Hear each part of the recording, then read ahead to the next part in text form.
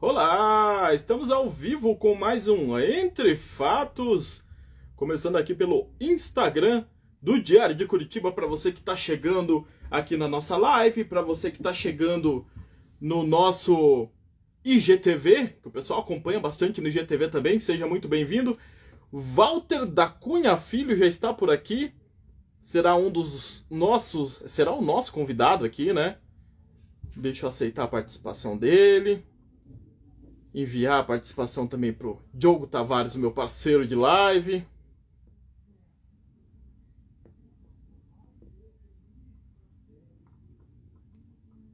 Só um minutinho, deixa eu...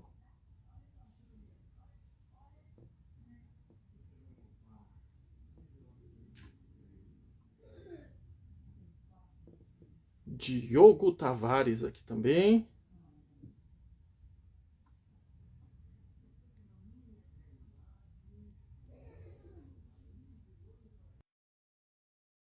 Convite enviado. Vamos aceitando aqui por aqui também o nosso excelentíssimo convidado de hoje.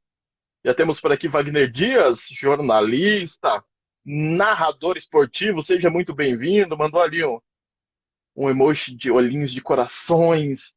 Deixa eu enviar também o convite aqui e aceitar. Do Walter, que também participará.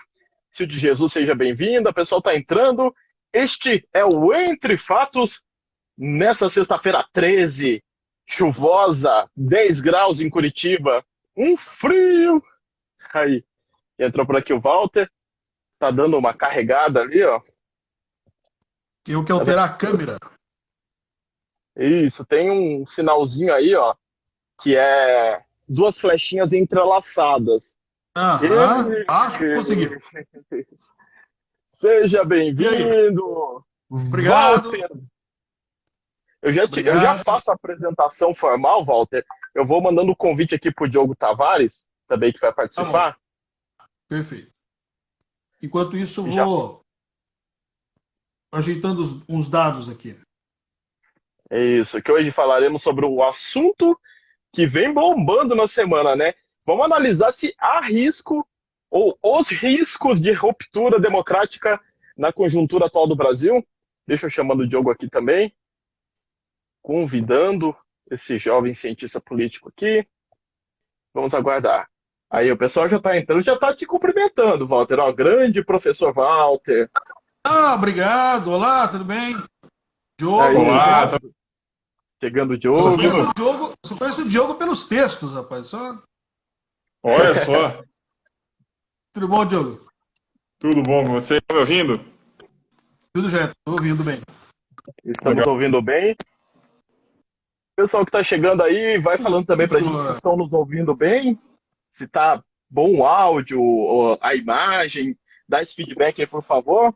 E para quem não me conhece, eu sou o Ricardo Alcântara, editor de política aqui do Diário de Curitiba. Aqui, ó, aqui embaixo aqui, é o meu parceiro de lives, cientista político, Diogo Tavares. Seja bem-vindo, Diogo. Olha, Ricardo, nessa sexta fria, hein, cara? Eu achei que não ia mais fazer frio em Curitiba, mas tá difícil o frio nos deixar, hein? Pois é, tá difícil. Ó, Eu também sexta-feira achei que tivesse abandonado as cobertas, blusas. O professor Walter também tá encapotado aí. Eu e o professor Walter, todo mundo tá encapotado aí. Todo mundo, não dá pra ficar sem, não, né? Tá louco. Hoje, pessoal, com muito frio, o pessoal tá falando que tá tudo bem. Diogo, levanta a canequinha de novo que vamos fazer mais uma promessa, ó. Aqui, ó. Esta bela caneca do Entre Fatos, ó. Essa é a caneca da promessa. Então já tá prometida também pro Walter. Obrigado. A gente vai enviar uma de presente. A gente já tá devendo umas 10, mais ou menos, Walter. Estamos devendo umas 10 canecas dessa, mas vamos cumprir. Né? Tá bem, eu sou a 11ª aí. Tá na fila. Tá na fila.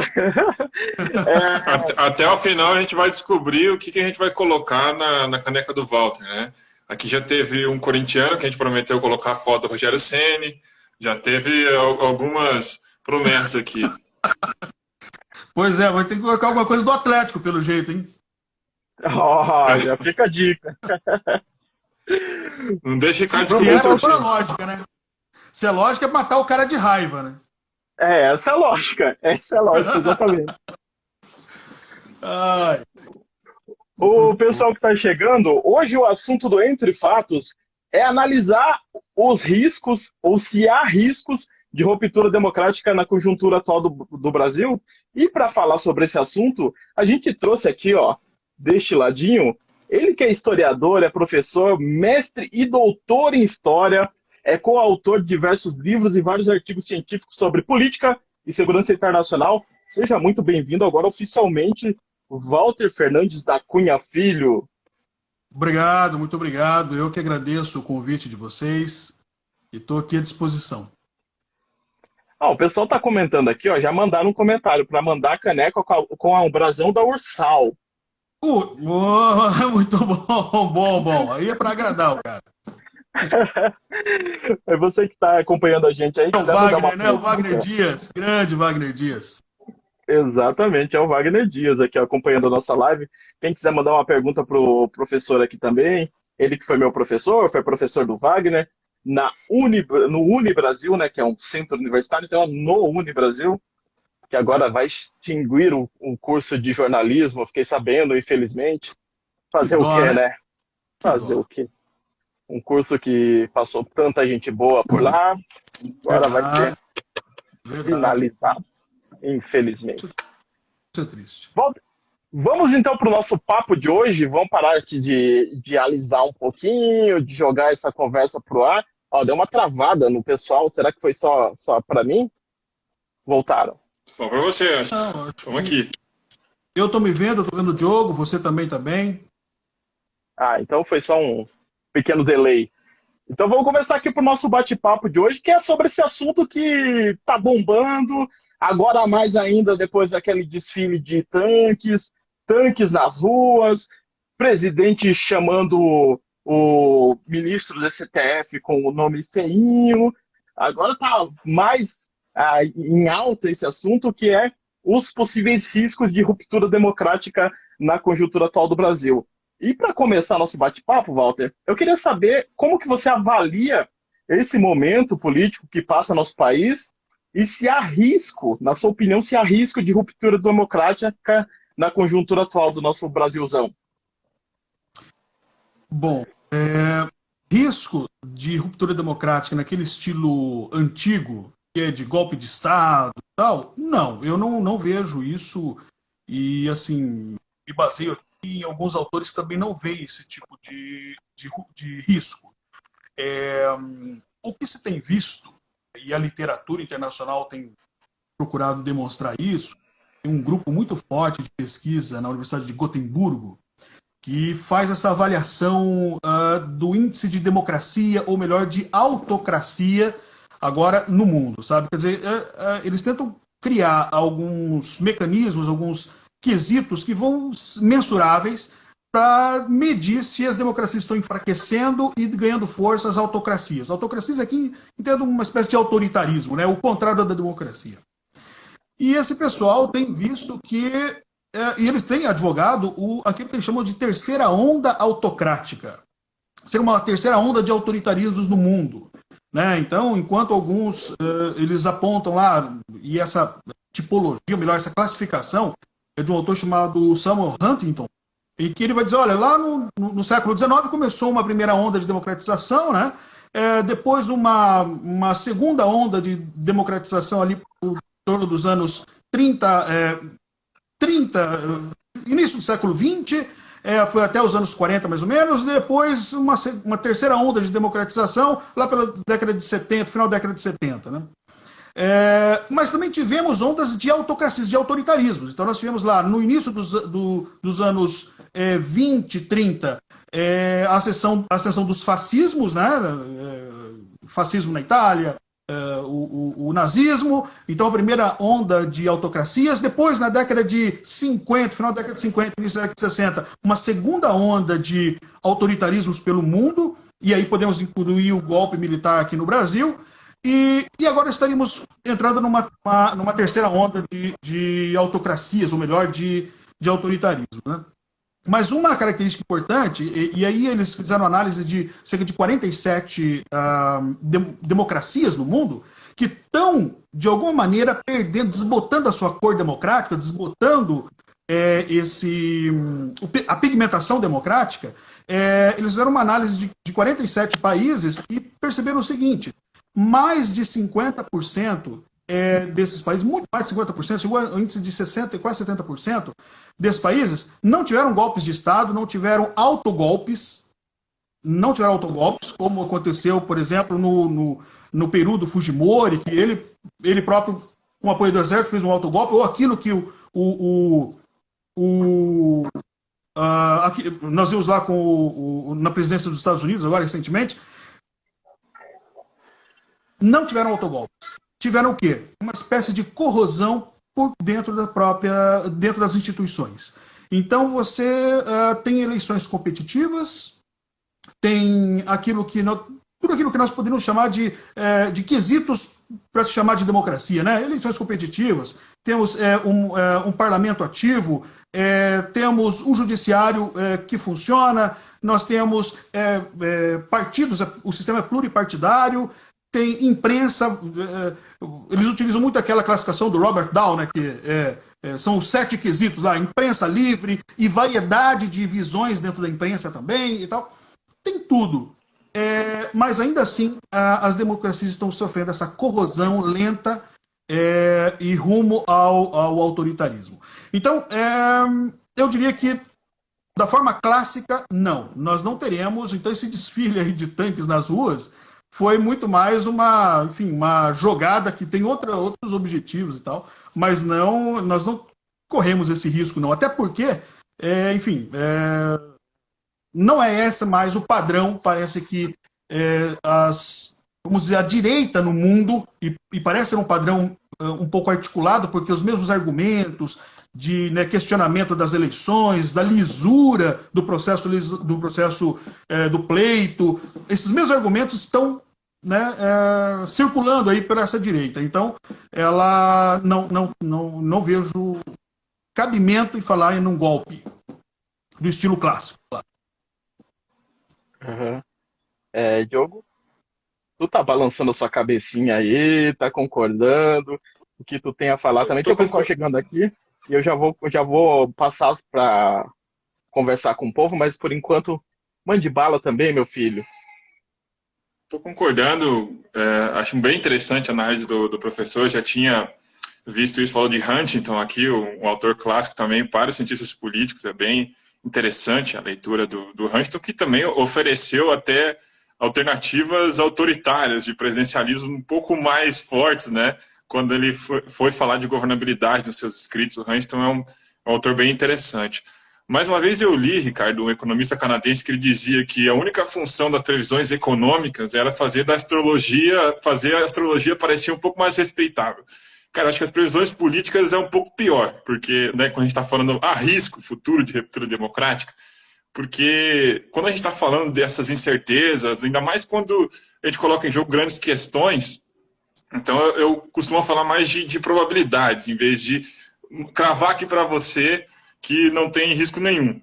Eu acho que nesse tipo de análise, a gente tem que tomar em consideração também que as pessoas têm conceitos muito diferentes do que é democracia, né? Algumas têm um conceito mais maximalista, confunde democracia com a ampliação do Estado de Direito, ou confunde a própria democracia com a ideia do próprio Estado de Direito, né? E tem aqueles que entendem a democracia do modo mais minimalista, digamos assim. Vão entender a democracia como o professor falou ali no final, um conjunto de instituições que regulam os conflitos políticos, que garantem a sobrevivência da oposição, a participação política de vários players, a competição eleitoral, a eleição como mecanismo para retirar governos ruins. Digamos que para o primeiro pessoal, os maximalistas, né, que eu falei que confundem um pouco mais democracia com o Estado de Direito, essa máxima, maximizar direitos, talvez a democracia já está em crise ou se rompeu há muito tempo, né? Tem aqueles que dizem que a democracia vive uma crise ou já morreu desde a morte do Estado de Bem-Estar Social. Então tem várias leituras nesse sentido. E agora, para os minimalistas, eu acho que, enquanto cientista político, para algumas questões eu me incluo, eu acho que a democracia, nesse momento, passa por uma crise. né? Eu me aproximo muito mais da leitura do Adam Dvorsky, no seu livro A Crise das Democracias, do que nessa leitura de morte das democracias, que as democracias estão morrendo. Eu acho que a lição da história, como o professor bem disse, é de que as democracias não vão morrer se acontecer isso por golpes armados, mas sim que a gente tem que tomar cuidado que a própria história já nos ensinou, também não é novo, de que líderes autoritários ascendem ao poder, ou chegam ao poder máximo pelas vias eleitorais. Não é novo isso. O próprio Hitler, Mussolini, enfim, tem vários exemplos históricos, e nada disso é novo. Então, inclusive, os remédios, se a gente pensar sem medo, de uma maneira bem cética e com uma análise mais crítica, inclusive os remédios já existem, a história, a ciência política já nos ensinou. Mas, para completar a minha análise, Ricardo, eu acredito que nessa visão minimalista, da democracia mais eleitoral, competitiva, eu acho que, nesse sentido, o Bolsonaro, por exemplo, esbravejou contra o principal mecanismo dessa visão de democracia, né? Quando ele criou um factoide, já adiantando uma possível derrota dele, ele criou esse factoide para questionar o nosso método eleitoral, dizer que as nossas eleições são fraudadas. Então, para aqueles que enxergam as eleições como o principal mecanismo para disciplinar políticos, viu com muita preocupação esse esbravejamento do Bolsonaro.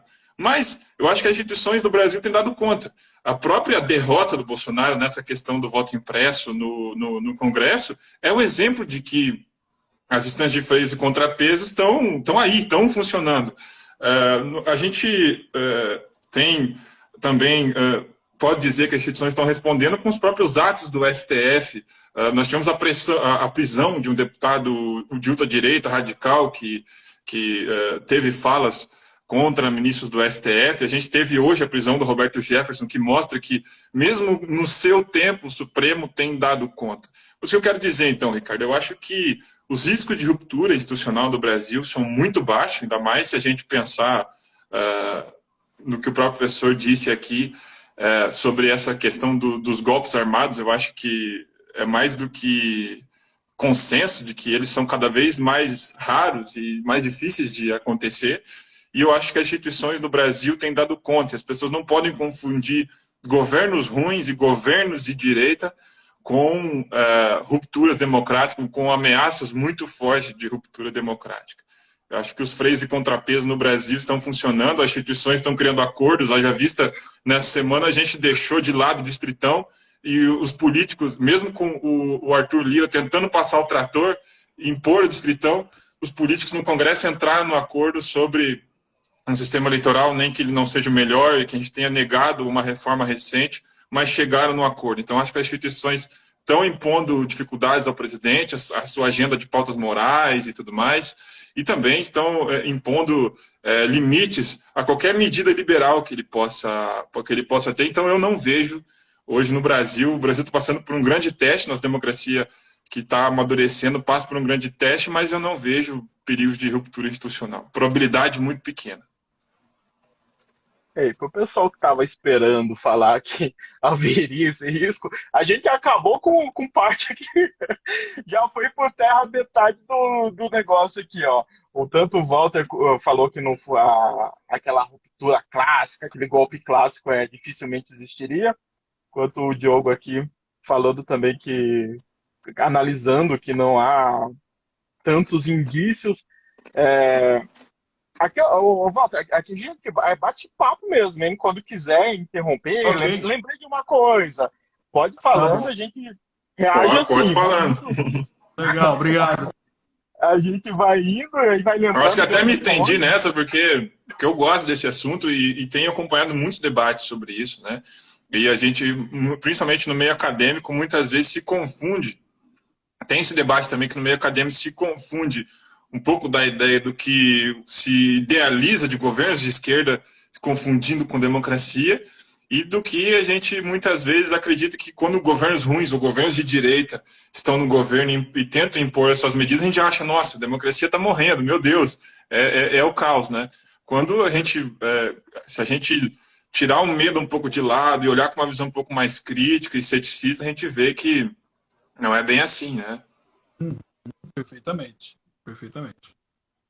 Para o pessoal que está chegando agora, hoje a gente está falando sobre os possíveis riscos de ruptura na democracia, na conjuntura atual do Brasil, isso tudo que está acontecendo, tanque saindo fumaça na rua, presidente xingando todo mundo.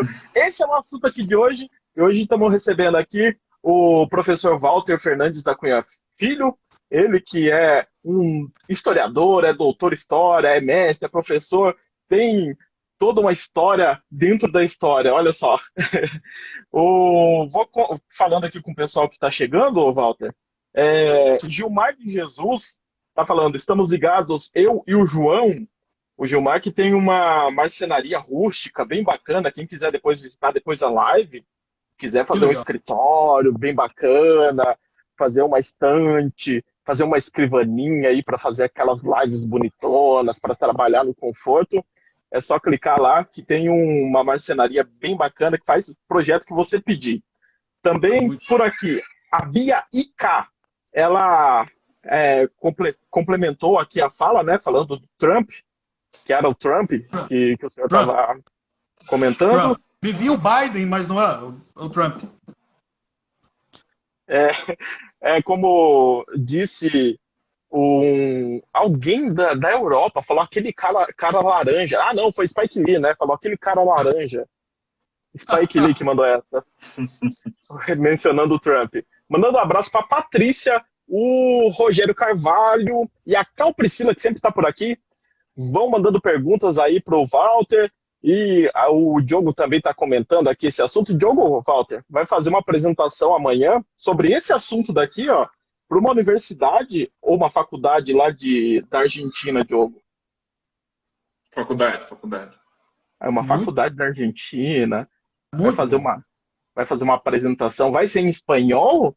Hablas espanhol? Não, vai ser em português. É um bando de brasileiro lá, perdido. Que legal, muito bom, muito bom. De onde é, Diogo?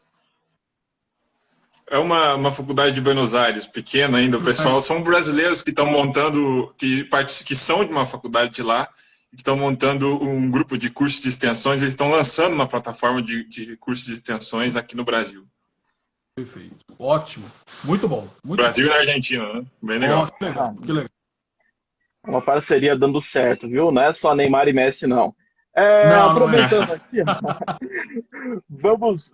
A gente falou aqui e deixou meio claro que quais são os riscos que foram taxativos falando que as instituições estão funcionando, que aquele golpe clássico dificilmente aconteceria aqui no Brasil.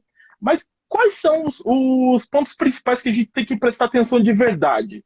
Que acontece hoje, no dia a dia aqui, durante o governo Bolsonaro, eu diria até desde o impeachment da Dilma. Puxaria mais ainda, desde da eleição e do nosso amigo Aécio Neves falando pedindo a recontagem começou dali, diria isso. O que a gente tem que prestar atenção para ficar atento a possíveis riscos para a democracia? Se é que existem esses riscos, né? Sim. Eu primeiro? Pode ir, professor. Manda bala, Walter, pode ir. Bom, então, na verdade é o seguinte, eu acho que eu vou falar aqui mais assim, do assunto que eu, enfim, desenvolvo mais, que conheço mais e tal, que são as questões relativas à segurança internacional e militares, né? Eu acho que talvez o maior risco que a gente tem que prestar bastante atenção é aí no caso assim, um risco para a performance democrática do nosso país. Isto é, para não haver esse desbotamento que está havendo em outros países democráticos. Vou pensar aqui na Turquia, Hungria, Polônia, que é o quê? Essa erosão começa a acontecer em razão do governo ter muito apoio do parlamento.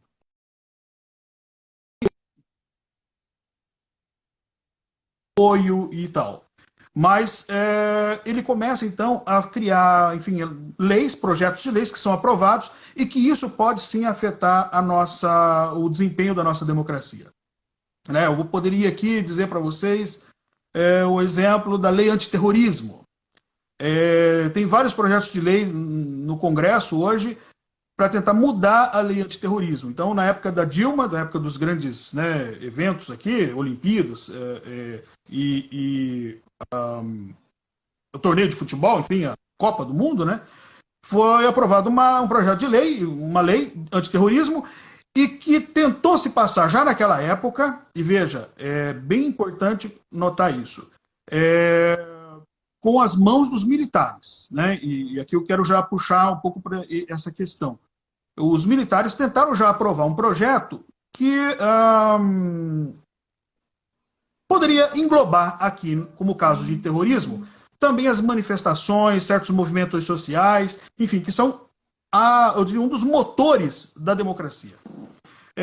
Não passou, não se conseguiu passar, mas agora está de volta, né? Então, logo o Bolsonaro ganhou as eleições, já fizeram lá um projeto de lei para dar uma alterada nessa lei de antiterrorismo. Eu tenho aqui, aberto, algumas questões que esse projeto de lei traz. Só para você ter uma ideia, ele fala, por exemplo, em considerado terrorismo qualquer ato que seja incendiar, depredar, saquear, destruir, explodir meios de transporte ou qualquer bem público privado. Caramba! O que é isso? Então, por exemplo, recentemente a ONU fez um alerta, olha, isso é perigoso, o que está acontecendo no Brasil. Esse conjunto de leis que estão tentando aprovar, perigosíssimo, porque serve muito mais para perseguir os movimentos sociais ou mesmo a população quando resolve se manifestar. Né? Então você, sei lá, derrubar uma estátua, quebrar uma vidraça, pode ser enquadrado por 30 anos de prisão como terrorista. Então, é uma lei que tem termos muito vagos, poucas definições. O termo terrorismo ele é amplo demais, então cabe um monte de ações que são políticas. Né? Só para você ter uma ideia, tem um trecho desse projeto que diz o seguinte: qualquer ato desse que tem o objetivo de forçar a autoridade pública a praticar ato, abster-se de praticar ou a tolerar que se pratique ainda, grupos de pessoas, não é isso. Ele tá falando, aqui. Qualquer ato desse que procure forçar a autoridade pública a mudar políticas públicas. Você sabe o que é isso? Quer dizer que você não pode mais agir, a sociedade não pode mais agir como grupo de pressão sobre o Estado. Então, esse tipo de coisa, que é só um exemplo, mas tem, por exemplo, projeto de lei que procura exigir das empresas de telefonia, enfim, e tal, que passe dados de pessoas acusadas de terrorismo sem que seja necessário uma autorização judicial. Isso é outro perigo. Então, esse tipo de lei, você pode, como é que eu posso dizer, deturpar o nosso processo democrático. Você pode criar uma democracia de Araque, onde a oposição não pode se exprimir, em que você pode fechar canais de expressão social. Bom, a democracia não pode funcionar dessa forma. Então, esse tipo de coisa, a ONU já, de olho em outros países, o que está acontecendo em outros países, está alertando o Brasil. Olha, está acontecendo isso no Brasil. Então, o perigo talvez seja esse. E também de controle. Né? O governo Bolsonaro ele tem um discurso, ele fala muito em liberdade, mas é um dos governos que mais procura controlar a liberdade das pessoas. Né? Então, a adoção de diversos mecanismos de controle, geralmente policiais, é uma marca registrada do governo Bolsonaro. E aí eu quero falar aqui, colocar essa questão das mãos do Exército, né? Porque isso é uma maneira de se militarizar a política brasileira. Quem tem essa visão de que o Estado deve funcionar sem a permeabilidade social, o Exército brasileiro tem essa visão, que é uma visão de elite, totalmente de elite. Então, nós temos que tomar cuidado com isso, e é pouco debatido. Então, vou te dar um exemplo. Eu vi a imprensa comemorar recentemente que o relatório foi no Congresso, no Senado foi aprovado o relatório que pede o fim, que, enfim, elimina a Lei de Segurança Nacional. Mas estão chegando novas leis, que às vezes mais draconianas ainda, em que você pichar uma estátua te coloca como terrorista. Então, esse tipo de coisa é perigosíssimo, né? E daí, algumas jogadinhas que a gente vê, né? Por exemplo, o retorno desse quase parlamentarismo, ou melhor, um presidencialismo de coalizão mais, eu diria, bem mais deturpado do que o que nós temos. Enfim, essas jogadinhas que podem diminuir ainda mais a chegada da preferência popular até o Estado brasileiro. Quer dizer, a grande questão acho que é justamente essa. São leis que fazem com que a população não consiga verbalizar, expressar a sua preferência para o Estado tornar política pública. Então, são leis que quase privatizam o Estado que é público, uma vez que não deixa o Estado permeável às reivindicações sociais. Isso ficou muito claro quando o Bolsonaro ganhou as eleições. Todos aqueles organismos enfim, formulação de políticas públicas que tinham assento garantido dos movimentos sociais, enfim, de parcelas da sociedade que poderiam ajudar, contribuir para planejar as políticas públicas, formular a política pública, ele alijou todo mundo, jogou todo mundo para fora e diz, nós aqui é que vamos, né, planejar, formular. Isso gera descontentamento social e aí essas leis então começam a amordaçar, a impedir esses descontentes de se manifestarem. Esse é um perigo grave que a nossa sociedade corre hoje, na minha opinião. Travado aqui no meu ouvido. Eu queria saber se o pessoal que está acompanhando a live está dando uma travadinha para vocês também. Para vocês tá... Acho que é só para você mesmo, Ricardo. Nossa, hoje tá eu tô premiado. Hoje eu tô premiado. Deu umas travadas aqui para mim, até umas partes assim, não deu para ouvir direito. Pensei até que era o fone. Você fica criando esses programas subversivos, dá nisso. Pior que é um fone da Samsung que eu ganhei de presente, aproveitar para fazer a propaganda aqui, ó. Que a Samsung me mandou. Maravilhoso. Recebidinhas. Esse é o Buds Live. Não, Buds Live. Não, Buds Pro. Maravilhoso, hein? Não, Buds Go. Eu não sei nem fazer a propaganda do negócio. Eu vou fazer direito no final, tá bom? Mas é um fone muito bacana. O Wagner dando risada ali. Daqui a pouco eu vou colocar a pergunta no ar aqui da Bia LK, que vai entrar aqui no bate-papo a pergunta, mas vamos deixar para depois, Bia, tá bom? Essa pergunta aqui, senão você me derruba umas outras perguntas que eu tenho planejado aqui. Diogo, você enxerga também alguns pontos assim que devemos ficar atentos a esses riscos assim à democracia, alguns riscos extras assim? O professor ele falou bem amplamente, né, sobre bastante riscos assim direcionados às Forças Armadas, sim, que são importantes, né? Eu achei muito interessante, o professor falou essa preocupação com tem essa ideia também do superpresidencialismo. A gente está vendo isso também em democracias parlamentaristas, né? Essas maiorias que acabam impondo uma ditadura da maioria, não respeitam em nada as oposições minorias e acabam fazendo mudanças constitucionais que prejudicam as oposições, né? E, inclusive as manifestações populares, aquelas qualquer tipo de incidência popular que venha a incomodar governos, também essas leis tendem a amordaçar, né, qualquer tentativa de incomodar governos. Isso é perigosíssimo, e a gente está tendo exemplos claros ali no leste europeu, né, nas democracias pós-comunistas do leste europeu. O professor citou a Hungria, a Polônia. A gente tem a Bielorrússia, que não podemos dizer que ela já se tornou uma democracia, mas teve agora repressões muito fortes lá, né, Sim. Meses atrás.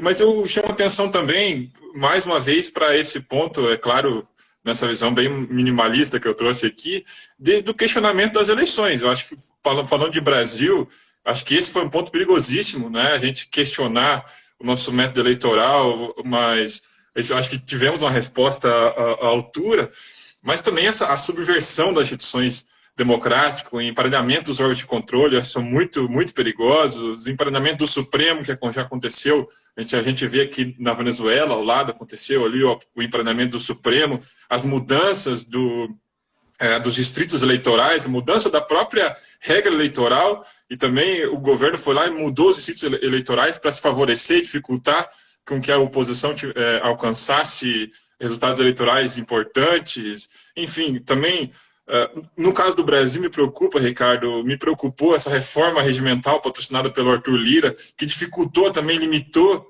a atuação da oposição, os meios de obstrução da oposição no parlamento. Então, tem algumas pitadas assim, de ações que nos preocupam, sim, dentro dessa perspectiva que o professor chamou a atenção desde lá do início, que os golpes não virão por ações armadas, mas eles podem vir por situações, ou a democracia pode vir a ruir por situações paulatinas, né, que vão enfraquecendo a democracia por dentro. Mas chamar a atenção que mesmo com essas questões, a nível de Brasil, o nosso contexto é muito diferente da ruptura que nós tivemos lá e que deu, digamos assim, construiu o contexto para a ruptura democrática lá em 64, né? Chama atenção aqui para o monopólio dos meios estatais, que é um perigo também para a subversão das democracias, que no Brasil parece que não acontece, como a gente vê lá no leste europeu, os governos perseguindo as mídias opositoras e tudo mais. No Brasil, a gente vê os meios de comunicação ainda cumprindo o seu papel, meio que alguns não concordem, mas a gente ainda tem os meios de comunicação fazendo um certo tipo de oposição, concordam às vezes com as medidas econômicas do governo, mas criticam veementemente as tentativas e medidas liberais do governo. Eu acho que é muito interessante ressaltar também, então, que é diferente do contexto de 64, quando a própria população apoiava a ideia de um golpe militar, a mídia parece que apoiava uma ideia de golpe militar, a gente tinha figuras de dentro mesmo do parlamento que apoiavam, a gente tinha o Carlos Lacerda, o próprio Juscelino Kubitschek apoiou o golpe militar de 64, depois se arrependeu, Carlos Lacerda também apoiou e se arrependeu, o Supremo na época nem reagiu. Então eu acho que a gente tem que se preocupar sim com ficar atento a alguns riscos, né, que a gente chamou a atenção aqui, mas que o contexto no Brasil hoje, mesmo que a gente não seja uma democracia amadurecida, o contexto é outro e a gente tem reagido. Eu queria só salientar uma coisa aqui, enquanto você falava, Diogo, eu me lembrei.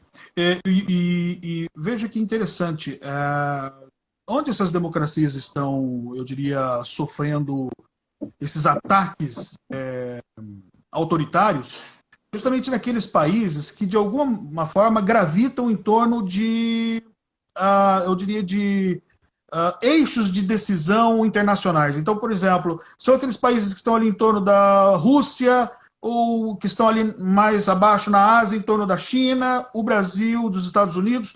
Então parece que esse revigoramento do autoritarismo, de uma nova forma, são autoritarismos, vamos dizer, dentro de democracia, são governos autoritários, mas não estados necessariamente, nesse sentido duradouro, né?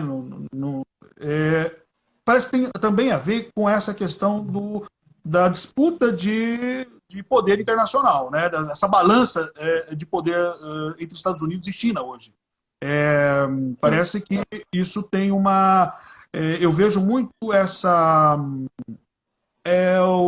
tanto na Lava Jato, entre os militares, essa conexão com os Estados Unidos. Vejo que inicialmente todo mundo ficou meio que esperançoso, o Biden ganhou, é a esquerda dos Estados Unidos, mas não é assim tão direta essa relação, né?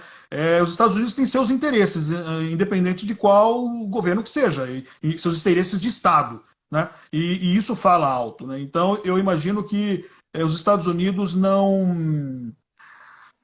como é que eu posso dizer? Estados Unidos aqui, esses grandes, né, decisores, players internacionais, eles não estariam tão comprometidos na manutenção da democracia a todo custo, ou então estariam mais propensos a tolerar democracias mais frágeis, com rompantes autoritários, mas manter os seus interesses ou seus aliados bem, eu diria, coesos, né, dentro do seu projeto aí de domínio internacional. Também eu acho que a gente não pode perder essa perspectiva internacional, porque eu acho que ela existe e ela está um pouco não visível, não está tão visível para a gente, mas ela existe, ela está ali.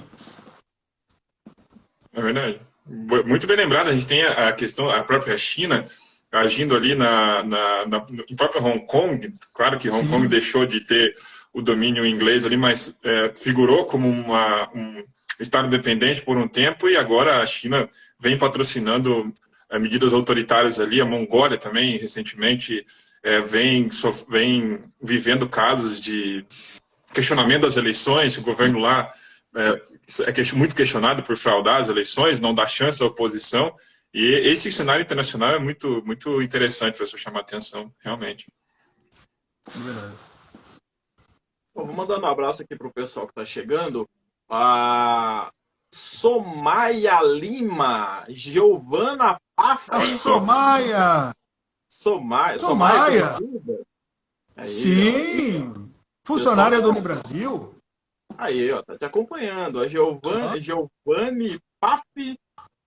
Tem também aqui Limbolos. Faça propaganda assim, Limbolos. Deve ser uma loja de bolo. Legal, Alim. Fez direito na Unibrasil. Aí, ó, que bacana. Tem uns nicknames aqui que eu fico, uns nomes que eu fico com medo de falar, mas tem também aqui Birigo 21. Não faço ideia de quem seja o Birigo 21. Birigo 21, claro, fez jornalismo. Fez jornalismo? Birigo! Opa, colega. Alô, Birigo! Alô, Birigo! E a Neia Alexandrina. Um abraço para todos vocês que estão acompanhando a gente. Vai compartilhando aí com seus amigos também, que hoje recebendo o famoso professor Walter do Unibrasil. Quase que eu fiquei nas matérias do Walter, hein? A única matéria que eu quase fiquei foi a do Walter, hein, Diogo? Passou ali na trave, ó. Olha só, quase que o Diogo não... Na verdade, quase que o Ricardo não esteja aqui com a gente por minha causa, hein, Ricardo? As outras matérias eram tudo 9,5, 10. 9,5, 10 ali foi 7. O professor foi 7. Professor exigente. Professor que é ruim. Ó, aproveitando aqui que a gente está falando dos Estados Unidos, vamos fazer uma suposição aqui, professor Walter. Dia 31 de outubro acabou a eleição 2022. Depois da campanha tensa, que é o que a gente acha que vai acontecer, né, 2022. Acaba a eleição, segundo turno acaba. Bolsonaro perdeu 43 para 57. Perdeu para o Lula. Teoricamente, estamos no campo da teoria aqui. Ele faz uma live, como é de costume, e fala que não vai sair do poder. Ele anuncia na live que não vai sair do poder. Os amigos dele, os seguidores dele, armados ali, invadem a esplanada dos ministérios, começam aquele furdunço ali em volta, e as Forças Armadas, ao invés de fazer igual foi feito nos Estados Unidos, para defender a Constituição, eles também falam: a gente vai apoiar o Bolsonaro, a gente vai apoiar aqui o que o povo brasileiro quer, na verdade, que é o presidente Bolsonaro. Nesse cenário hipotético de apoio de Forças Armadas, apoio dos seguidores ali do Bolsonaro armados, qual seria a reação da comunidade internacional? Acontecendo isso, esse cenário hipotético, professor. Ali, como seria a reação dos Estados Unidos? Lembrando que os Estados Unidos... O Ricardo gosta de complicar os convidados, né? Cria os cenários hipotéticos para os convidados. Os Estados Unidos, ele vê no Brasil um lugar estratégico para poder bloquear ali a China, bloquear a interferência da China, bloquear os interesses da China aqui na América do Sul. Então, os Estados Unidos ele tem no Brasil um lugar estratégico de influência aqui na América do Sul. Como que seria essa relação? Bolsonaro não reconhece as eleições, o exército vai junto com ele e fazem descer goela abaixo de todo mundo que Bolsonaro vai ficar mais 4 anos. Hipoteticamente, como que seria a reação internacional, começando pelos Estados Unidos, assim? Puxa, hipoteticamente, vou dar uma opinião bem pessoal aqui, tá? Bom, aconteceu isso, né? Em outros lugares aqui da América do Sul, inclusive, né? Mas o Brasil é quase um continente inteiro. Então, o peso que o Brasil tem em relação à Bolívia, outros países, é muito grande. O peso que o Brasil tem no cenário internacional. Então, eu acho que teria mais reações, principalmente da Europa. Eu acho que teria mais reações, eu diria, veementes, condenando o que aconteceria no Brasil, inclusive algumas sanções aí, em termos de comércio internacional e tal. Até porque questionar as eleições é algo que é visto como um questionamento de um processo democrático, que historicamente, no Brasil, é bem aceito. Então, questionar isso geraria um impacto internacional muito forte. Eu diria que muito mais forte que qualquer outro país sofreu aqui. Até porque o Brasil é signatário de diversas convenções, tratados, que poderia causar problema para eles, né? Então, temos de comércio internacional, temos de assento em arenas decisórias internacionais. Então, seria um impacto tanto quanto forte. Ainda que tivesse apoio norte-americano. Ainda que tivesse apoio norte-americano, teria esse impacto. Agora, eu não acho isso muito pouco provável. O autogolpe, não é o nome disso, só chamo de autogolpe, eu acho muito pouco provável. O Bolsonaro está ali para parecer isso, sabe? Que vai fazer isso, mas eu acho que as coisas se desenrolariam de outra forma. Eles trabalhariam muito mais. Vejam, hoje surgem propostas, por exemplo, de reforma do STF. Propostas de limitar o mandato do ministro do STF, sei lá, 10 anos, de modo que você tenha mais renovação. Mas a intenção disso é justamente de você colonizar esses ambientes, né? Ou seja, aparelhar mesmo esses ambientes, que é aquilo que o Bolsonaro provou que sabe fazer muito bem, né? Então, assim, eu acho que não precisaria de um autogolpe. Eu aposto mais nessa mudança dentro das instituições mesmo, não no autogolpe. Não imagino isso no Brasil. É que aqui no Brasil, né, Diogo, a gente tem uma coisa que é diferente, um panorama que é diferente da América Latina, da América do Sul, né? Aqui no Brasil, os militares, eles saíram porque quiseram. Eles abandonaram o poder, eles abriram espaço. Não é igual foi na Argentina. Na Argentina, eles foram expulsos. E aqui a gente tem aquele fenômeno de pessoas pedirem a intervenção militar. Isso não reforça, de alguma forma, a ideia de que poderia acontecer alguma coisa se os militares apoiassem, João? Eu tendo a seguir a linha do professor. Eu acho que o que você está querendo dizer é que faltou no Brasil talvez uma justiça de transição, a gente ter punido os militares, a gente talvez até a própria Comissão da Verdade foi, não sei qual a visão do professor sobre isso, mas acho que foi talvez muito tardio e aí gerou de fato uma reação odiosa no Exército. A própria Comissão da Verdade, que só veio acontecer lá no segundo governo Lula, se eu não me engano, né, o início dessa discussão. Como no primeiro governo Dilma. Então, muito tarde, quando a gente tem, eu até comentei já com o Ricardo em conversas nossas, a gente tem na Argentina, onde você anda em Buenos Aires, monumentos que lembram momentos da ditadura, que fazem com que as pessoas andem na rua e lembrem a todo momento em que ditadura nunca mais, né?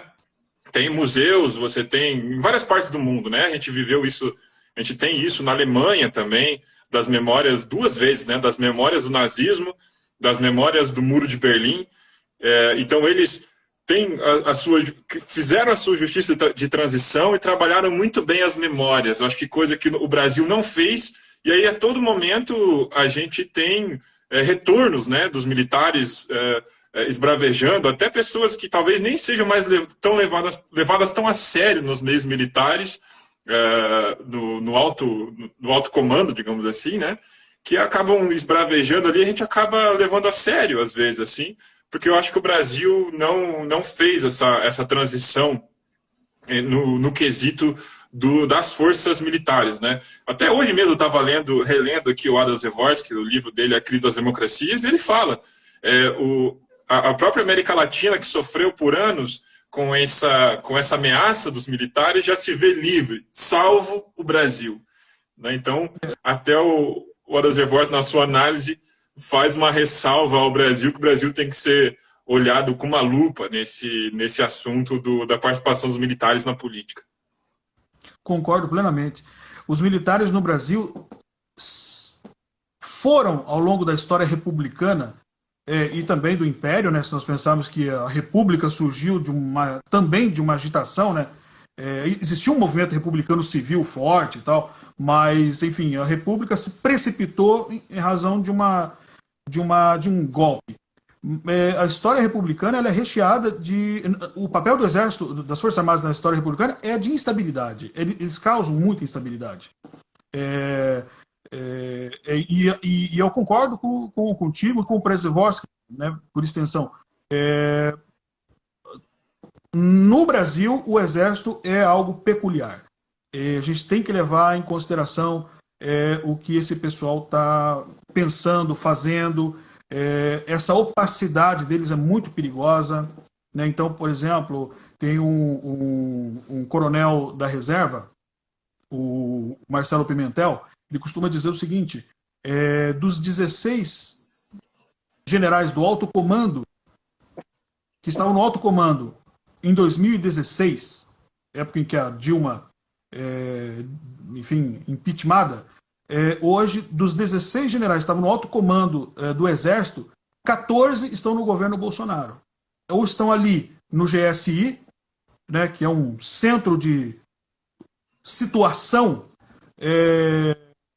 ou estão em estatais, tanto na administração direta quanto na administração indireta. Então, vejam, há aí uma militarização mesmo da política e nós corremos esse é um risco real que a nossa democracia corre. Por quê? Porque dentro disso vai decorrer uma militarização cada vez maior da segurança pública, né? Então, essas leis que tentam dar ao policial o poder de matar sem ser incriminado. Peraí, né? Devagar, porque a lógica militar tem que estar fora da política, né? Política, essencialmente, é a negociação, a persuasão, enfim, a ordem do discurso. E é a ordem do adversário, não do inimigo. A lógica militar é do amigo inimigo. Então, a esquerda é inimiga e tem que ser combatida. Não, a esquerda pode ser a nossa adversária política, a direita pode ser a nossa adversária política. Mas são concidadãos como nós, né? E querem, enfim, o bem para esse país. Talvez a nossa noção de bem, esquerda e direita, seja diferente, mas, de alguma maneira, querem o bem desse país e tal. Quer dizer, eles não têm essa visão. A visão militar é amigo e inimigo. E isso é ruim. Alguns advogam, como agora tem um projeto no Congresso para ser votado, para impedir que militares da ativa assumam cargos políticos, enfim, assumam cargos ditos de confiança política e tal. Eu iria mais longe. Eu acho que militares da reserva também não deveriam assumir. Por quê? Porque o ethos militar, o costume, a cabeça, a maneira de ver o mundo não é compatível com a democracia. Não é compatível, a menos que a formação do militar mudasse. E aí esse é um assunto terrível, né? Como você mesmo disse aí, Ricardo, os militares saíram do poder no Brasil, lá em 85, né? Porque quiseram. Então eles deram as condições para saírem. Uma dessas, por exemplo, é uma autonomia que não se admite em democracia nenhuma. Não deveria se admitir. E nós admitimos. Só para você ter uma ideia, o Ministério da Educação tem ingerência sobre qualquer instituição de ensino, seja pública, seja privada, menos as instituições militares. Então, nós não sabemos o que se ensina lá dentro. Simplesmente assim. Quer dizer, nenhuma democracia pode funcionar desse jeito. Por quê? Porque é fundamental que o Estado democrático, que o Estado brasileiro, né, que é um ente da sociedade, determine o que se deve ensinar aos seus militares. O que eles devem proteger? Os militares estão comprometidos com a democracia? Eles falam em democracia? Qual é a visão que eles têm de democracia? Nós deveríamos ter o pulso forte para dizer como eles deveriam ser ensinados em termos de democracia. Não significa deixar os militares mais frouxos, não. Continuar a ensinar as ciências militares, sem dúvida. Mas os valores democráticos têm que ser ensinados. E isso não é. Então, eu iria... Só fazendo um parênteses, nessa tua questão, na semana passada aqui, na semana retrasada, a gente sempre faz no final uma dica cultural. Eu indiquei aqui um documentário que está disponível na internet, aí também no streaming da Apple, chama-se Boys State, que é um documentário sobre algo que acontece lá nos Estados Unidos, que os militares organizam... Pronuncia de novo. Boys State. Os meninos do Estado. Os meninos do Estado, né? E que vai retratar eventos organizados pelos militares americanos para que os jovens aprendam a conviver na democracia, com as instituições democráticas. Você vê a diferença, né, da formação militar, do militar americano, e a todo momento eles lembram fatores históricos como na Segunda Guerra nós lutamos por isso, então nós temos que reforçar isso. A gente lutou contra regimes autoritários, a gente lutou para espalhar esse conceito de democracia pelo mundo, então a gente tem que trabalhar isso para sempre, né? Trabalhar a ideia que a democracia se constrói para sempre, não tem a democracia está pronta, agora vamos só se aproveitar dela ou aqui, né, saborear ela. Não, a democracia tem que sempre estar sendo construída, né? Sempre estar relembrando as novas gerações como que ela funciona e tudo mais. E nos Estados Unidos, o exército faz isso. O exército faz parte dessa construção, né? E as disputas entre esquerda e direita é normal de qualquer democracia. Você não pode encarar a esquerda como inimiga ou como algo que, né, com essa coisa de comunismo. Os militares morrem de medo de comunismo. Cuba, para eles, é um negócio do outro mundo. Você entende isso? Quer dizer, a China hoje, né? A China talvez seja comunista, não existiu país comunista, é socialista, né? Enfim, é um capitalismo de Estado praticamente. E eles ficam loucos com o comunismo e tal. Então isso é um problema, isso causa problemas para a nossa democracia, porque esse pessoal dentro do Estado, eles começam a fazer pequenas transformações que podem ser perigosas. Pois é, e o Ricardo, Ricardo, por último, uma questão que você chamou a atenção sobre essas rupturas que os países fizeram, né? A gente sempre tem aquela frase, quando a gente vai pensar na transição da ditadura militar para a democracia no Brasil, daquela abertura lenta e gradual.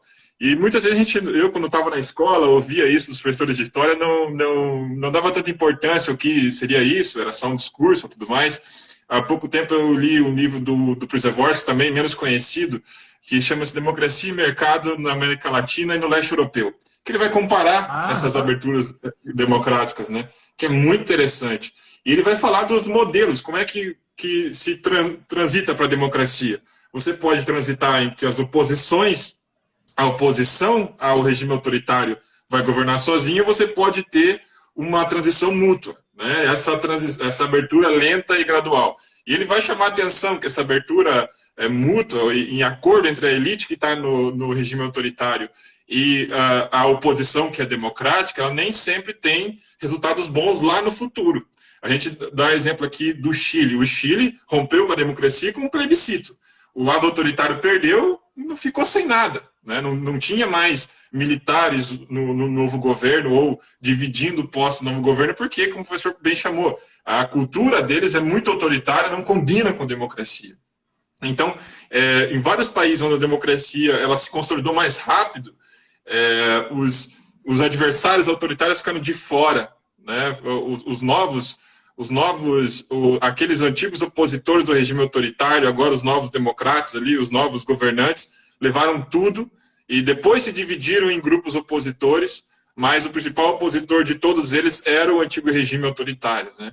Então, aqui no Brasil, essa ideia de transição lenta e gradual, a gente teve vários quadros militares participando aí dos quadros do antigo PDS, do PFL lá no início. Lembro dos debates de 89, o Brizola chamando os seus adversários do debate de filhotes da ditadura, porque eles ainda estavam ali, né?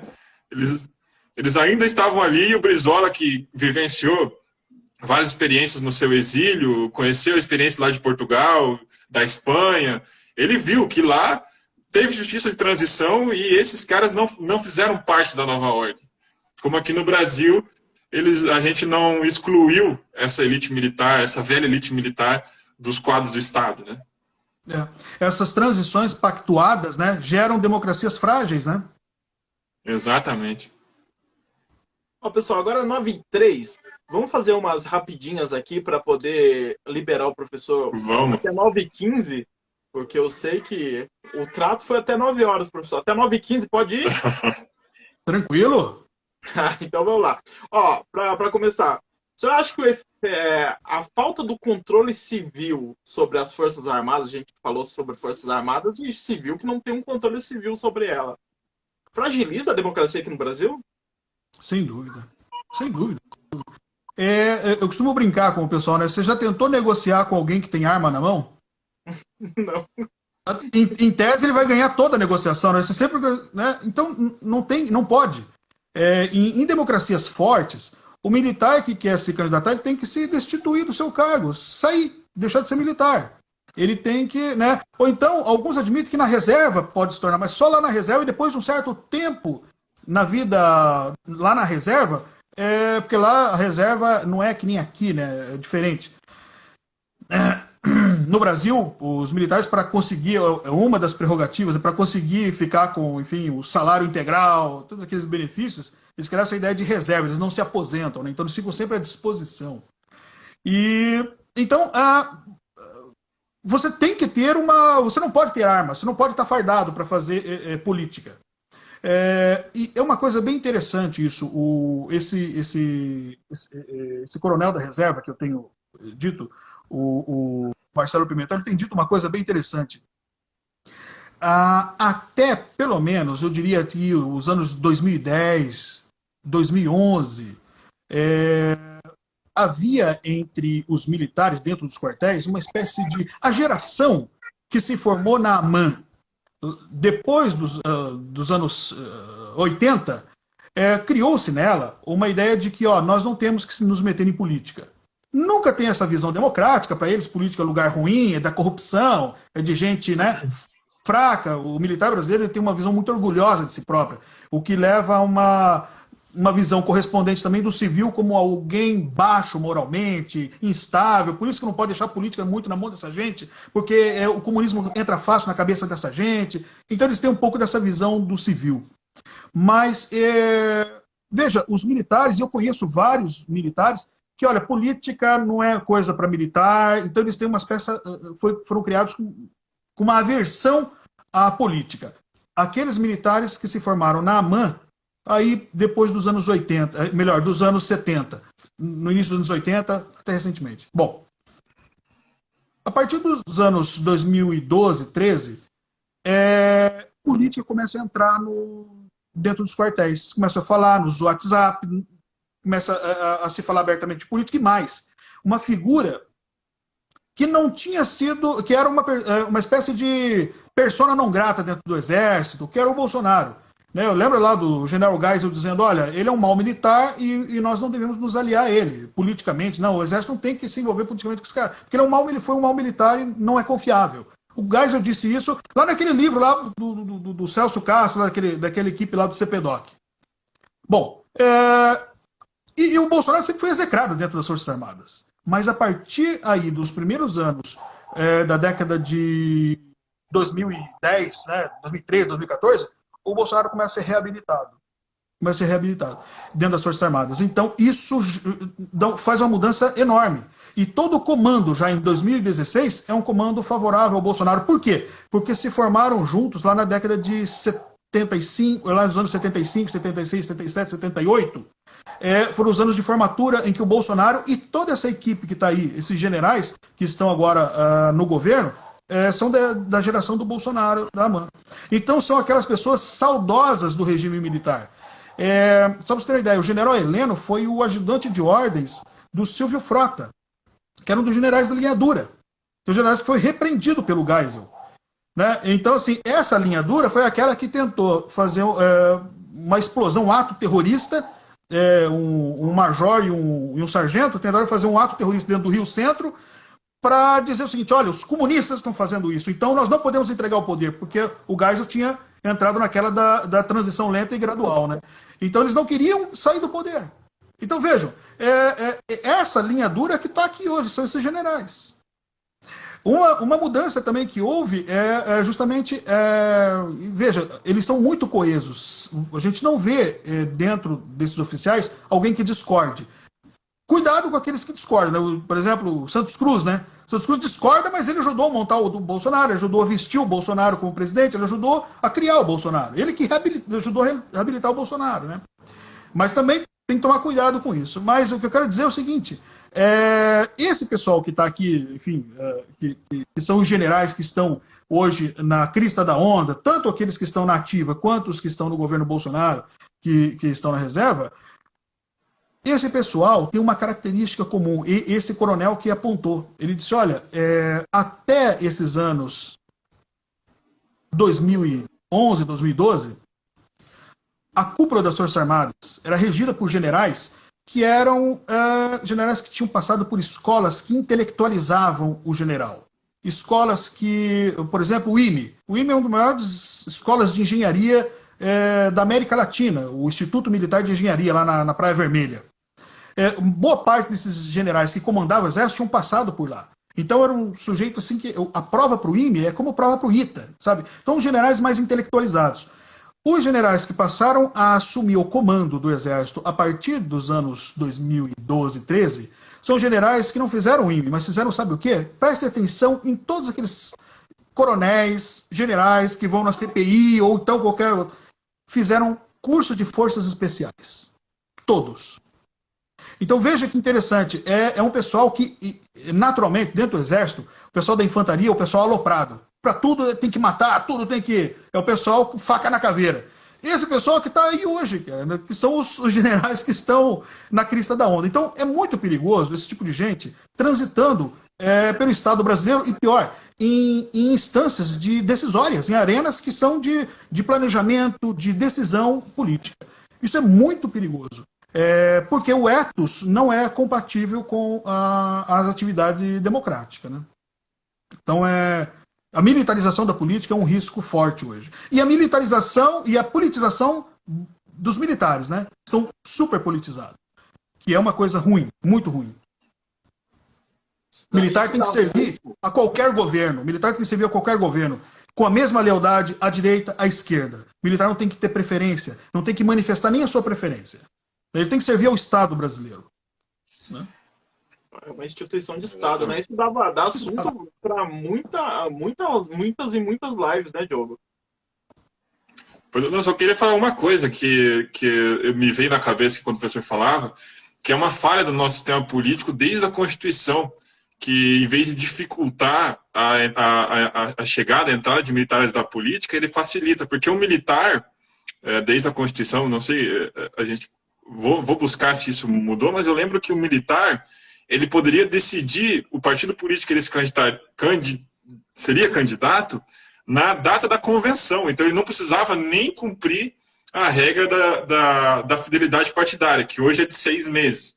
6 meses. Então, de 6 meses. Então, assim, então você mais que facilita a participação do militar na política, quando você fala para ele, você não precisa nem ter vida partidária. No dia da convenção, você vai lá, escolhe o partido que está realizando a convenção e se candidate. Ao invés da gente dificultar a participação do militar na política, a nossa Constituição até facilitou, né? Verdade, Diogo. Ricardo, o Ricardo sempre querendo acabar com o nosso papo aqui, Diogo. Que cara estraga prazer. Só falar uma coisa que você me fez lembrar. Você vê como que a coisa a política está se militarizando. Veja como que os militares também estão se politizando demais. O estatuto, o regimento dos militares, do Exército, enfim, militar, não é do Exército, das Forças Armadas, que cuida aí da disciplina e tal, proíbe que mesmo o militar mesmo na reserva, utilize a sua patente para fins políticos. Mas se você buscar aí na internet, os santinhos lá dizia General Mourão. Não existia Mourão. General Mourão. Então eles utilizam a patente tranquilamente. Então tem general no Congresso, tem o major no Congresso, e assim por diante. Ou seja, estão jogando o regimento disciplinar do Exército no lixo. A questão que é colocada e os subordinados? Né? Se os superiores não conseguem cumprir o regimento, como é que vai cobrar do subordinado? Né? Então isso é um problema seríssimo que nós estamos vendo aí, né, no Brasil. Isso é risco para a democracia, sem dúvida.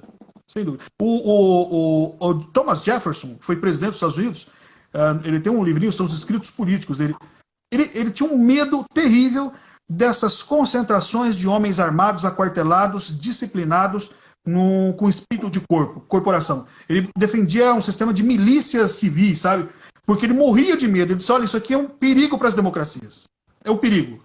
E veja que os Estados Unidos conseguiram lidar bem com isso, como você mesmo disse, conseguiram educar o exército como um elemento que protege a democracia, né, um elemento de patriotismo constitucional e tal. Aqui no Brasil nós não conseguimos fazê-lo. O exército se acha anterior à sociedade, por isso ele acha que pode determinar rumos da sociedade, opinar sobre os rumos políticos. Eu só consigo pensar numa live falando só sobre exército, hein, Diogo? Vamos marcar uma para falar. Tem que marcar uma só sobre o exército. A gente está falando aqui sobre os possíveis riscos para a ruptura democrática no Brasil, e a gente caiu aqui no assunto do exército, que é o que anda pintando aí, o que anda gerando debates, né? O tanquezinho soltando fumaça. O debate é em volta do exército, né? A gente acabou... Mais do que isso, né, Ricardo? Mais do que isso. Se não fosse um tweet de um general, o presidente seria outro hoje. Exatamente. Né? Exatamente. O tweet antes das eleições, né? Sim, o próprio STF admitiu isso. Olha, nós erramos aqui, nos acovardamos diante de um tweet. O STF se acovardou, ficou claro, né? E depois agora... militarização da política. Gera mais uma live, hein? Vou lendo os comentários aqui do pessoal. A Bia tá falando que ela foi professora de jornalismo no Unibrasil. Legal. Ela diz aqui, ó. Bianca Klein! Acho que esse é o K, exatamente. Ela diz militante, aqui, menina, gente boa, hein? Advogada, professora de direito. Professora de direito, bacana. O senhor sabe que o Rui também é colunista aqui do Diário de Curitiba. O Rui? Né? Claro, Rui Bittencourt. Grande Rui. A gente fez uma live com ele aqui, falando sobre... O que a gente falou com ele, Diogo? Eu não estava nessa. Ele estuda direito de... CPI. A gente falou sobre a CPI com ele. Ele é um entusiasta ali, ele acompanha a CPI. Ele disse que se a TV Senado fosse paga a assinatura, ele pagava para ver a CPI, porque ele adora a CPI. Netflix da Senado. Legal. Netflix. A gente falou sobre CPI. Fazer o streaming do Senado. O streaming. Tem a diferença de horário, ele está em Portugal, né? Está estudando lá em Portugal. Ele está na Universidade do Minho, que fica lá em Braga e tal. Aí tem a diferença de horário. Eu fiz ele ficar até 1 hora falando de CPI, 1 hora horário de Portugal, né? De Portugal. Cara, do professor. Um abraço, professor. 4 horas de diferença, né? 4 horas de diferença, nossa! Ficou até 1 hora falando de CPI aqui comigo. A Bia tá falando, Biden é talvez mais imperialista que Trump, mas só que mais bonitinho.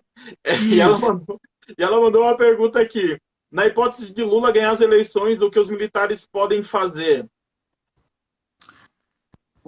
Olha, isso é um problema. Eu imagino o seguinte, que os militares, de alguma maneira, eles vão tentar fazer o que eles fizeram. Fazer uma cara de paisagem, mas vão fazer aquelas ameaçinhas que eles sempre fizeram ao longo do governo Lula, né? Então, vamos lá, comemorar 64 mesmo dizendo que não é para comemorar. Eles vão fica brigando com essa de guerrinha com o Lula. Mas, veja, os militares no mundo inteiro, esses autores que têm estudado essas marcha-rés democráticas que têm acontecido, eles têm dito uma coisa bem interessante. Eles dizem, olha, um método muito utilizado não é o golpe, mas o assédio da oposição. O que é esse assédio da oposição? Ameaças da oposição. Então, o perigo que tem é você criar um governo de ameaças. Então, como é que eu poderia explicar isso? O caso que eles mais utilizam, mais emblemático, é o seguinte. O caso Lula, mas o primeiro, talvez mais gritante, vocês se lembram que teve um presidente do FMI chamado Dominique Strauss-Kahn, um francês. Ele foi depois ministro, acho que enfim, ministro do governo ele social. Era o preferido nas eleições, né? Preferido nas eleições, inclusive. Perfeito. O que eles fizeram? Fizeram o que fizeram com o Lula. Lembra que ele entrou num hotel em Nova York, ele era presidente do FMI, entrou no hotel em Nova York e uma camareira acusou ele de estupro. Né? E aí, parece que ele tinha lá uns esqueletinhos no armário, realmente, tinha algumas preferências e tal. Mas, depois todas as acusações foram retiradas, ele simplesmente não participou das eleições, perdeu o cargo do FMI e assim por diante. Então, esse tipo de coisa está sendo muito utilizado. A era dos dossiês, eles chamam, tem uma expressão em inglês, não me lembro agora, que é da era dos dossiês. Quer dizer, você pode ficar chantageando o governo de oposição com dossiês e forçá-los a fazer aquilo que não querem. Então, por exemplo, você pode controlar um governo de oposição dessa forma, a partir de espionagem da vida pessoal e coisas do gênero. Isso está sendo muito utilizado nessas democracias que estão perdendo a coloração, vamos dizer.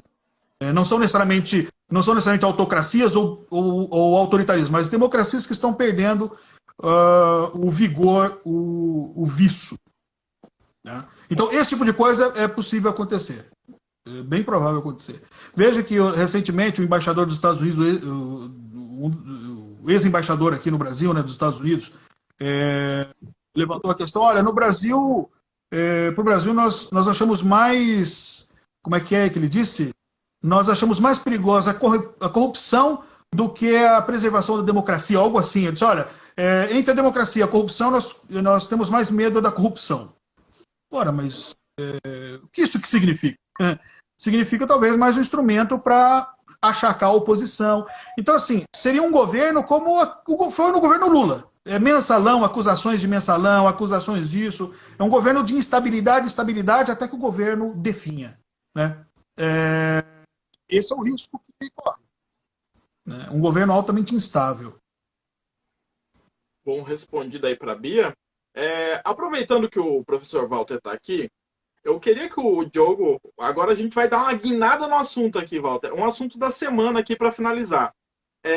Essa semana foi derrubado o Distritão e foi aprovado federações partidárias. Eu queria que o Diogo desse uma pincelada e aproveitando o professor Walter, eu queria que o professor Walter fizesse uma análise sobre isso, que o Diogo vai dar a pincelada. Se há alguma referência mundial, que eu sei que você é um estudioso assim, de sistemas políticos, sistemas eleitorais, se há precedentes no mundo assim para poder falar isso vai dar certo, isso vai dar errado. Então, o que aconteceu, Diogo, essa semana aí? Vamos lá, a gente teve uma votação importante essa semana na Câmara.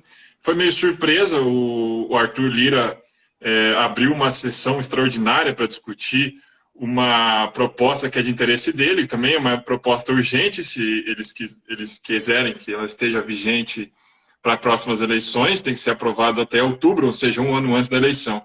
Mas a proposta que foi analisada era a proposta de mudança do sistema eleitoral do sistema proporcional para o sistema majoritário, majoritário que não é aquele majoritário de distritos que a gente conhece lá dos Estados Unidos, é um majoritário puro, considerando os estados como distritos eleitorais, chamado um sistema político conhecido como distritão, que tem poucos exemplos no mundo que utilizam. Já falamos aqui outras vezes das democracias que utilizaram, o Japão já utilizou lá no passado e largou mão desse sistema eleitoral pelas suas debilidades, tanto de representação, tanto de custo de campanhas eleitorais, quanto da propensão à corrupção que esse sistema tem, né, gera. E aí, então, essa proposta foi a plenário, Ricardo, e eu acho assim, na minha análise, era meio que uma ameaça, até uma forma de negociar a volta do sistema que foi interrompido com a reforma de 2017, né, que acabou com as coligações e estabeleceu uma cláusula de barreira. Então, a relatora ali, a Renata Abreu, do Podemos, ela colocou essa proposta, discutiu a todo momento essa proposta do Distritão, mas o interesse dos partidos pequenos, inclusive alguns partidos pequenos de esquerda, como o PCdoB, era, de fato, a volta ou alguma alternativa para o fim das coligações ou a volta mesmo das coligações. Então, decidiu-se na quarta-feira que foi feito um acordo importante, que ressaltar que foi um acordo, inclusive, contando com partidos que eram contrários à volta das coligações, para que não fosse votado o Distritão, houve um acordo em torno da volta das coligações no sistema eleitoral. Só que aí também, dentro desse acordo, houve, para, digamos assim, minimizar os efeitos da fragmentação partidária que esse sistema proporcional com coligações gera, foi feito um acordo em torno da adoção das federações partidárias. O que é isso? As coligações, aqui no caso do Brasil, que são casamentos, digamos assim, de partidos, só funcionavam no momento eleitoral. E quando se passava para o momento legislativo, ali quando os deputados eram eleitos por meio de coligações, as coligações deixavam de existir e cada partido tinha ali a sua representação e atuação no Congresso. Agora, no caso, se isso for aprovado no Senado, as federações já foram aprovadas, mas depende agora da aprovação da volta do sistema proporcional com coligações, a federação faz com que essas coligações elas tenham que funcionar também na representação legislativa. Então, esse casamento eleitoral ele tem que durar no mínimo 4 anos. Então, vamos dizer, vou dar um exemplo aqui. PT e PCdoB lá coligam, eles criam a frente de centro-esquerda. Então, a representação legislativa não vai chamar mais PT e PCdoB. Eles serão correntes, PT e PCdoB serão correntes da frente de esquerda, que vai ser o nome da representação legislativa. Então, esses partidos vão ter que unir, inclusive, recursos do fundo partidário para suas ações. Eles vão ter, no caso, o recurso do fundo eleitoral, vai se discutir como é que eles vão dividir ali nesse caso, mas o fundo partidário vai ser unido e a atuação do Congresso vai ser unida. Só para finalizar, alguns exemplos que a gente já tem, a gente tem exemplos em sistemas partidários bastante fragmentados, assim como o do Brasil, menos que o do Brasil, que o Brasil é o mais fragmentado, né? Mas a gente tem exemplos de federações aqui na Argentina.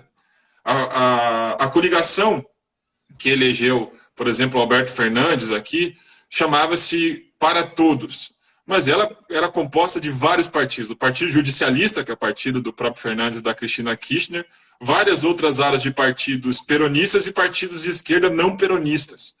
Então, mas no Congresso, eles são um partido só, né, que é a coligação Para Todos, a Federação Para Todos. A gente tem um exemplo no Uruguai, que daí é um pouco diferente, porque ela é mais fixa, da Frente Ampla, que também é uma federação de partidos. Enfim, temos alguns exemplos no mundo de sistemas políticos fragmentados e com coligações que acabam se tornando, na representação congressual, federações para reduzir ali os efeitos do sistema partidário na governabilidade.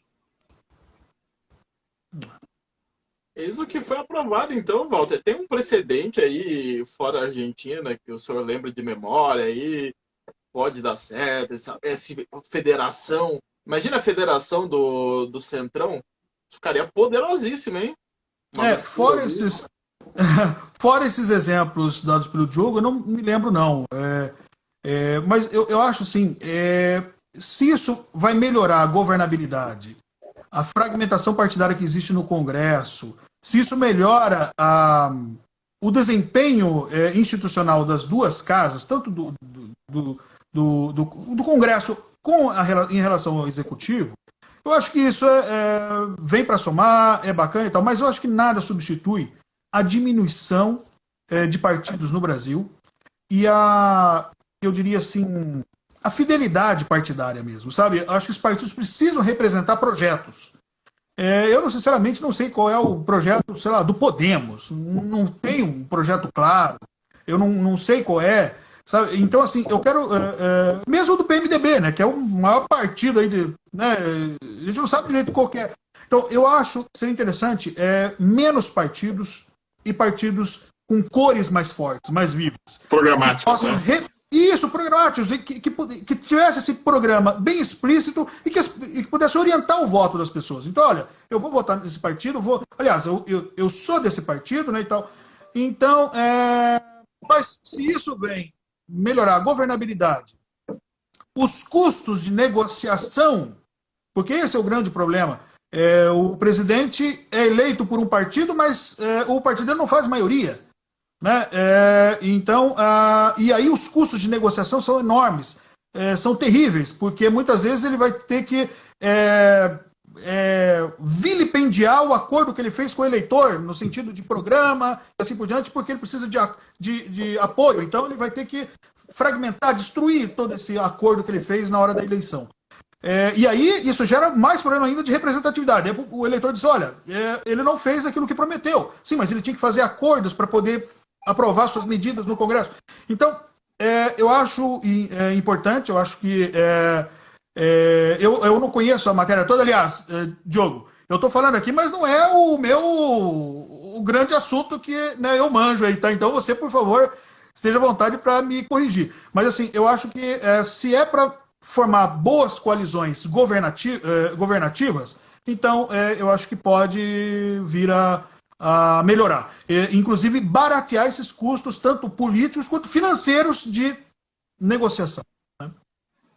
Exatamente. Só para finalizar, eu pessoalmente, sou entusiasta da reforma de 2017, que estabeleceu o cláusula de barreira e o fim das coligações, sem federação, sem nada, para reduzir o número de partidos e aumentar o teor programático dos partidos. Mas, enfim, se foi esse o único acordo possível, acho que as federações também vêm para somar, e ela, de fato, o professor chamou a atenção, vai ajudar pelo menos um pouco, porque as coligações hoje, ou como foram até as últimas eleições, elas não tinham nenhum conteúdo programático, são apenas coligações para trocar possibilidades de partidos pequenos atingir as vagas por tempo de TV, enfim, totalmente fisiológicas, totalmente fisiológicas. As federações já obrigam um pouco mais que essas coligações sejam mais programáticas. E só para finalizar, mas aí eu quero ver o desafio, porque segundo a regra que foi aprovada, quem define com quem vai poder coligar ou não, ou criar uma federação, é a instância nacional do partido. Aí todos os estados da federação têm que reproduzir. Então você imagina, Ricardo, vou dar um exemplo, que a nacional do PDT decidiu que a federação é com o PSD nacionalmente, tá? Porque fizeram uma aliança com o Kassab é vice do Ciro, vou dar um exemplo hipotético. Como é que fica aqui o Goro e o Gustavo Fruit com a federação, com o Ratinho Júnior? Então vai ser um grande desafio. Se isso for aprovado, para nós, cientistas políticos, até a gente vê com entusiasmo, porque é algo novo. Vai gerar bastante debate, bastante confusão aí, digamos assim, no nosso pacto federativo. Isso tende a disciplinar, colocar sob novas regras as instâncias locais, o poder local, né? Porque exatamente. Tudo bem, né? Então vamos pensar aqui. PSDB e PT são inimigos na esfera federal, mas às vezes lá no município, muitas vezes a gente viu os dois juntos, né? Agora você vai ter que disciplinar essa moçada e, né, vamos ver como vai sair. Gostei dessa, Diogo. Os caciques regionais que se virem. Bem isso. Vamos ver como que vão ser os próximos passos das federações. Tem que passar pelo Senado ainda, né? Mas normalmente passa. A federação já passou, daí o resto da proposta tem que passar pelo Senado, porque a federação já era uma proposta do Senado, caso fosse aprovada as coligações novamente. Olha que maravilha. Agora são 9h32. A gente estourou completamente o tempo aqui com o professor. Pois é. Até 9 horas. Agora a gente vai ter que mandar um caneco de presente. O caneco já vai ter que ter café, Diogo, para poder compensar o tempo. Ó. Muito bom. Exatamente. Mas, hein? Isso é muito bom. Mas foi muito bom o papo, hein, gente? Gostei. A gente tem que marcar. Maravilha, que bom. Fica já aberta aqui o convite, né, Diogo? Para a gente marcar uma para falar sobre os militares, essa relação do militar e do poder aí, que acho que rende uma grande. Rende umas lives ainda, hein? Ah, é A verdade. gente promete caneca e que o papo seja de 1 hora, né, Ricardo? Prometemos na próxima caneca e o Verdade. papo seja de 1 hora exatamente. A gente normalmente finaliza aqui, professor, com uma dica cultural. E vamos jogar esse pepino na sua mão aí. É uma dica cultural que pode ser um filme, pode ser uma série, pode ser um livro que fale sobre a política, que instrua sobre a política, para o pessoal começar a gostar mais sobre esse assunto, que tudo é político, né? Teria alguma dica assim para dar para o pessoal que está acompanhando a gente até agora, nessa sexta-feira 13 fria? Caramba, eu tenho sim, mas eu não lembro o nome, cara. E agora? Que vergonha! Você devia ter combinado comigo isso antes, pô. Olha Ele aí, sempre pessoal. faz isso, Olha o que ele sempre faz fez. isso. Olha o que ele fez comigo. Tem um seriado que eu vi uma série que eu vi na Amazon. Caramba, e agora? É sobre uma Europa pós-apocalíptica. É um filme distópico. E as referências que eles fazem à União Europeia são muito interessantes. É um filme que tenta dizer o seguinte: olha, como é importante a União Europeia no ano de países. Então, são aldeias, grupos étnicos, a Europa está dividida em grupos étnicos, verdadeiras aldeias, um grupo tenta acabar com a União Europeia e impor uma espécie de fascismo. E o que leva outras aldeias a se reunir contra esse grupo fascista. Tribos da Europa. Tribos da Europa. Perfeito, muito obrigado. Já assisti também, é maravilhoso. Assistiu? Eu achei muito legal as referências à União Europeia. Assim, nos diálogos, sabe? O tempo todo fazendo referência à União e tal. É bem interessante, eu gostei. E também tem um outro filme que eu não me lembro onde assisti, foi na Netflix, eu acho.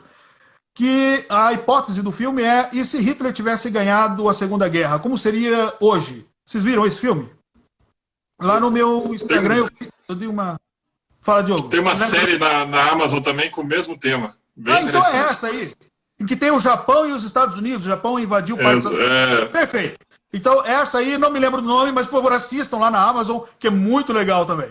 Que olha, o Homem do Castelo. O Homem do Castelo. Pô, Diogo. Ô, Ricardo, a gente tá bem de referência aqui. eu e o Ricardo aqui, a gente é viciado em streaming. Então, ó, legal. Muito bom. Ó, um dia a gente pode marcar uma só sobre séries, filmes e tal. Aí, Ricardo, eu não ia fazer uma, mas vou fazer uma bem rapidinha, que eu sempre indico uma aqui sobre assunto também, mas hoje eu vou fazer uma homenagem, que eu gosto muito de cinema, teatro, sou aluno de teatro hoje também, em homenagem ao Tarcísio Meira, que morreu ontem, né, faleceu aí, vítima da Covid. Eu vou indicar aí como dica cultural O Beijo no Asfalto, de um filme de 1981, O Beijo no Asfalto, que é um livro do Nelson Rodrigues, uma obra clássica brasileira. É um filme de 1981 que desafiou os parâmetros da época, que tem o beijo entre dois homens, Neila Torraca e Tarcísio Meira, em plena ditadura militar. Olha só como esses caras desafiaram a ditadura militar e não perderam nada da sua masculinidade. Verdade. Belas dicas. Júnior então... Tambani! O Juninho! Batendo palma aí, ó. Muito bem. Asfalto, Tribos da Europa. A audiência tá lá em Apucarana, hein? Apucarana, um abraço pra Apucarana. O terceiro qual é, Diogo? O nome que você falou aí? O Beijo no Asfalto. O Beijo no Asfalto, Tribos da Europa aí. O Homem do Castelo. O Homem do Castelo. O Homem do Castelo. As dicas da semana aqui do Entre Fatos, que estourou completamente os horários aqui. Hoje recebemos o professor, historiador, mestre, doutor em História, que já escreveu, foi o autor de diversos artigos aqui sobre segurança internacional, sobre política. Muito obrigado, Walter. Foi um prazer recebê-lo aqui, hein? Por nada, o prazer foi meu. Foi um grande prazer conversar com vocês, conversar aí quase pessoalmente com o Diogo. Só conhecia os textos do Diogo, não conhecia o Diogo, pô. Então, aí foi muito bom esse bate-papo. Muito obrigado pelo convite, viu? E fica aberto aqui o convite para próximas lives. Prometemos a caneca de café com café e 1 hora de live, o tempo combinado, hein? A Bia tá dando parabéns pela live. Bia! Obrigado! Olha aí, Diogo, que legal. Sempre um prazer te receber também, Diogo. Obrigadão aí pela... Obrigado, foi um prazer bater esse papo com o Walter, uma figura inteligentíssima, trouxe bastante curiosidades para nós aqui e algumas reflexões muito importantes, que é sempre nosso objetivo aqui, trazer reflexões para as pessoas que nos assistem. A gente normalmente não tem aquela audiência estrondosa aqui no ao vivo, mas a gente tem números bem interessantes lá nos gravados e é sempre legal trazer boas reflexões para a galera estar sempre acompanhando. Legal, obrigado. Agradecendo também o pessoal que acompanhou a gente até agora. Cara, legal. A altura da noite. Um abraço para todo mundo que acompanhou a gente. Acompanhe o Diário de Curitiba nas redes sociais. Hoje eu vou dizer para vocês dois que eu fiquei um jornalista de verdade, porque eu fiquei só acompanhando, que o jornalista é o cara que não sabe nada e pergunta tudo, né? Então hoje eu fiz esse papel mesmo, só fui jogando para vocês e mandaram muito bem, papo de alto nível. Fico muito feliz assim em tê-los como dois colunistas do Diário de Curitiba aqui, ó. É muita felicidade contar com vocês também nesse projeto, viu? Obrigado. Valeu. Então. E o pessoal que está aí, acompanha o Diário de Curitiba. Diário de Curitiba, jornalismo independente, ético, plural e democrático. Pessoal, um abraço. Se puder, fique em casa, tá bom? Obrigado. Até. Tchau, tchau. Tchau, tchau.